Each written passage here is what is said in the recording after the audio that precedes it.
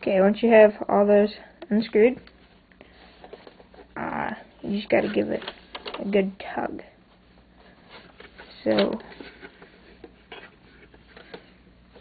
there's like, this bottom part goes inside of, see the top? So,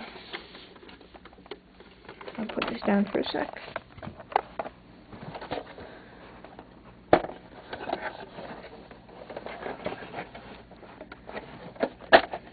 There we go.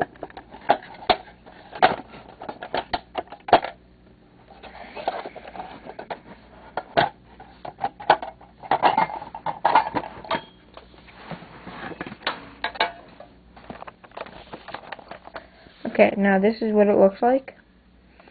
There is the lens that you might be wanting to clean off. But whatever you do, do not touch that. Do not touch the lens. It'll completely screw it up. Alright, and I don't even think you can clean it after that. But, so you could get some Q-tips and clean that off. And you can, dab them in rubbing alcohol. And then, clean it off. And, just clean it for a while. And then clean off,